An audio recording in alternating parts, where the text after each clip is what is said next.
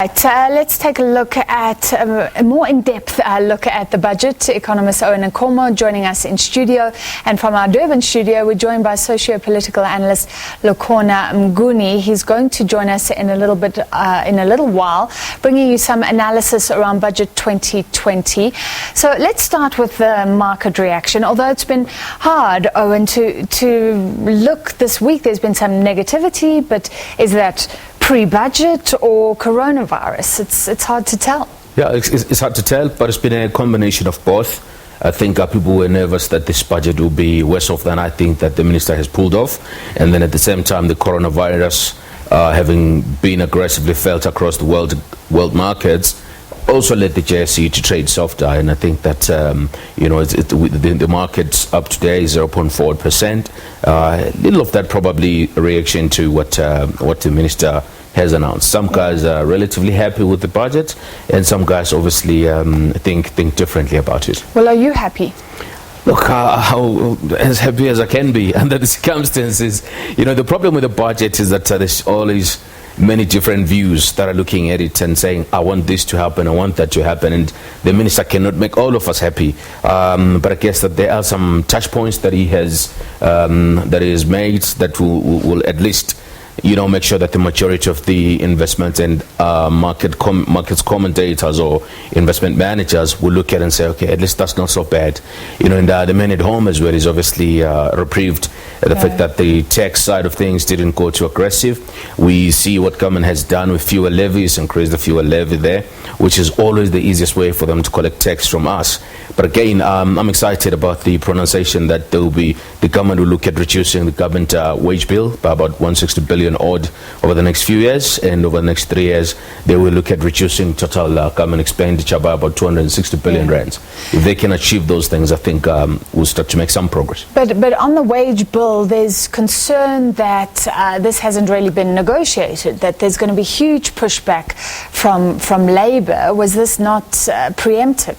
No, look, there definitely was voices before the speech that said, the negotiation with the PSA, which is the public sector negotiating body, the union there that looks after government employees or government members of these schemes, has basically, there's an agreement that's in place which comes to an end, I think, in April. So after that, they have to negotiate, and the government is hoping that the negotiations will see them manage to pull back on the previously promised targets for the negotiated period. So that could also bring in lower tax bill to the government by north of 20 odd billion rands, which the government needs every single bit of rand they can get. But I think because public servants pay tax. Yes, absolutely. And if you look at the line items, the public service wage bill is actually one of the biggest things in terms of government expenditure. And I think that there were some few things as well where the minister got the vote of the public and the investment community. But I think the challenge that we have, which is very prevalent, is the prediction on growth in the country, which says we will grow by about 0.9% in the next year or two, is quite optimistic given the current environment that we have. All sectors remain under pressure as well. Yes, and there's not enough stimulus to drive a recovery in the GDP. So we may cut costs, cut expenditure for the government, but if we're not growing the economy, I think there will still be a gap that needs to be filled down the line. And the budget deficit also is projected to increase in the near term, and so too is our debt. So let's talk about that, because I'm surprised a lot of investors do seem happy, even though we're taking on more debt, and that has always been the concern. That's a concern of rating agencies as well, and a 6.8% budget deficit, which means, of course, higher debt overall. Definitely, if it grows, if our debt levels continue to grow relative to GDP, with the guidance being in the next 2 to 3 years of north of 71%, I think what it means, it takes up our financing costs, which are also the fastest growing line item in our budget, which is talking to the interest that we pay for the debt that we have taken out, it means that number also continues to increase. So it's quite unfortunate that you've got this thing that's growing and you're trying to reduce expenditure. So net, it could be, it's almost going to be a zero-sum game, which says we have to push growth in the economy. And any policies and strategies that the government wants to put out there must make sure that at least we get GDP growing again. And like you say, so he has tightened belts to a certain extent while trying to still spend on the important things. Yes. Has he achieved that balance? He has, in a difficult environment. These same sectors that we know always get the biggest slice of the cake have continued to do that. Education, social welfare, health, and obviously this forced payment of interest, obviously, because we can't negotiate that one, is also still a part of the budget. But I think what we would have liked to see, Francis, is a commitment to say we are definitely going to privatize some of the state-owned enterprises, because we still continue to support them, and I think that would take some cash out of the government expenditure and maybe reduce the costs and maybe get reallocated to driving the economy. Well, Tito Mboweni, I think, has made his own personal opinion quite clear that he's not sure we should be supporting SAA. Absolutely. And he spoke about the private sector coming in. Yeah. Does he just not have the political space to move when it comes to privatizing certain assets? Look, I think it's a matter of this big imbalance in the equation that says if you privatize SAA, you could lose some jobs. I think that's something we need to conscientize the unions and try and find the middle ground to say we cannot continue to allow this airline to operate in the manner it's operating, and we continue to support SAA, whereas the bulk of the country doesn't use SAA. Let's think differently about it, but we are aware that we will lose jobs. And definitely not the poor as exactly. well. What are we going to do about the jobs that get lost out of SAA? Maybe those are the kind of intimate conversations that must be happening between the government and the unions, because the solution lies somewhere in the middle. We can't all expect to have our cake and eat it. The unions, private sector, and the government, and us as the citizens of the country, we must bear some of the burden of trying to get the country to run again. And the unions must try and talk to their members and say, you know what, guys, we can't fight all battles and win them.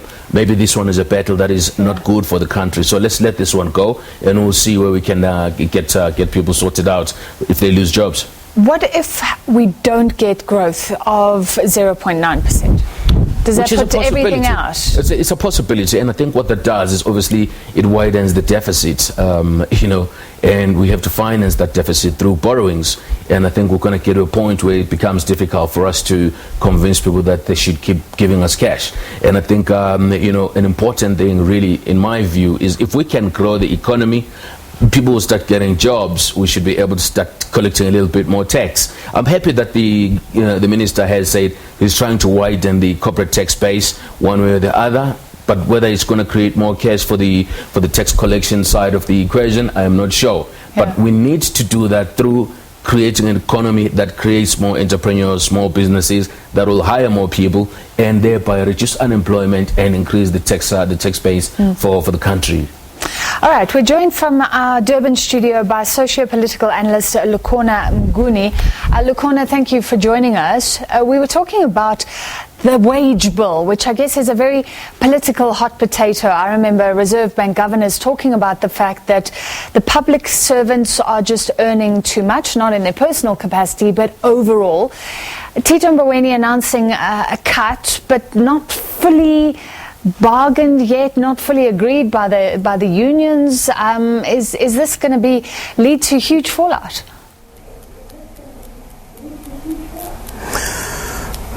Well, good evening, and good evening to your viewers. It's quite clear that this is going to lead to a political fallout. COSATU has already expressed itself twice now, yesterday and today, that they view this as a declaration of war, and that the burden is being transferred to the public servants. And of course, the stance of workers has been that the calamity that is the South African situation in terms of its economy has not been the product of the workers. It's been mismanagement of the state by politicians colluding with some in senior executive roles and other state entity boards. Now, they then say they shouldn't shoulder any burden. Of course, one may argue that that position itself is not a realistic position that can assist us emerge out of the crises that we find ourselves as a country. But it's quite clear that Tito Mboweni's position has shifted quite dramatically between last year February and this year February. Last year he had vowed to cut the public wage bill just below 30 billion rands over the 3-year period. Now he is coming and saying he's actually looking at making savings of about 106 billion from the public wage bill. Now that is an exponential increase, and he has not accounted as to how successful he has been in the last year towards the implementation of the then announced wage bill cut. It seems without political consensus on this question and without partnership with Labour, there is definitely going to be no movement, and therefore any success of this proposed wage bill cut might not be realized. And if it is not realized, we must ask the bigger question: what is going to be the implication for the future budgets, for the fiscal policy of the country? Because of the 261 billion rands that is envisaged to be cut over the 3-year period, this public wage bill cut makes up the substantial part of it, and that is quite a risk for me politically to peg on something so fragile, where unions can express themselves by a serious shutdown strike. And you will know that in 2007 public sector unions have actually taken on government in quite serious ways. We've seen it before, so it's not a simple threat, and we shouldn't take it so lightly when unions say they are going to fight to the death on this proposal. Very quickly, Lukhona, though, could there be a deal here where public servants, unions say, okay, maybe for a few years we'll take a below inflation increase. I don't know what it'll take to get to that savings. But if it's handled correctly, is it a possibility at least? Well, Francis, remember what the unions are arguing now is that Treasury seems to want to backpedal on an already agreed upon compensation regime for workers, which was agreed in 2018. And this is the final year of implementation of that 3-year collective agreement. Now, the question that unions might be putting to the table is to say, let's discuss differently for the next dispensation, but let us leave this particular agreement untouched. Why are you coming back to reverse these gains? Already we had compromised within this collective agreement. So let us talk about the next financial year, but not what has been promised to the workers and what they probably have budgeted for, or they have thought would give them some room to maneuver. Of course, the minister might then say, look, the tax breaks that we are giving on personal income tax might compensate. But of course, if you look at people who earn less than 300,000 rands, those tax breaks, insofar as the annual saving that people will make, they're not as material as probably a salary increase would be for them. So, Owen, what Lukhona is saying is the very thing that you welcomed, and many investors are welcoming, a lower wage bill, may not materialize. It may land up just being words. Look, it depends on how the negotiations go with the unions. Does that change things for you? No, look, I mean, it's remember, it's an outcome that we still have to see happening. It depends on how the minister and the presidency does engage the unions, and if they do come right, then it's going to be a great things. Going to continue to be a box that we tick. But if things don't work out, then we are back in a spot of bother, I believe. But I'm hoping that, like I said earlier, all the interested parties in the SA Inc. engine will start to try and accommodate it other a little bit more. The private sector, and the unions, as well as the government. I think the government has done a bit of accommodation there. They understand we can't continue to tax individuals and corporates because there's just not enough of economic activity going on at the moment. But I think the union one is always, in my humble view, the most difficult negotiation point for any minister of finance, because if the unions give in to government expectations, then the workers that they're representing are not going to be happy, and they'll be in the street. Yeah, so you're both saying the same thing. This is going to be tough Let's wait and see how the negotiation works. Yeah. Lukhona, looking at the overall expenditure side of things, he's tried to be very constrained while still spending on important things like education. Assess that balancing act for us.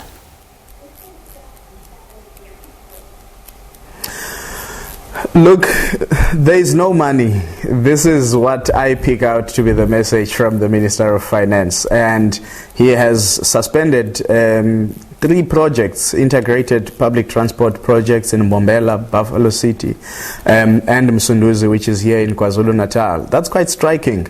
And if you look also at the budget cuts that are actually being proposed in certain departments, from health, from basic education, from human settlements, a huge chunk on human settlements, almost about 30 billion being cut in the medium term. That is very significant, because we always talk about the backlog for social housing in that space, the natural disasters that are prevalent now are taking away some of the gains that have been made in that space, because people's houses are falling and so on, and also because it's now human settlements. We are thinking beyond just the building of houses. We're thinking about providing people with tanks so that they can harvest rainfall and water. So it's quite interesting what is going to happen in the short to medium term, because it's going to be this trend. If you are not going to have bold mechanisms that bite somewhere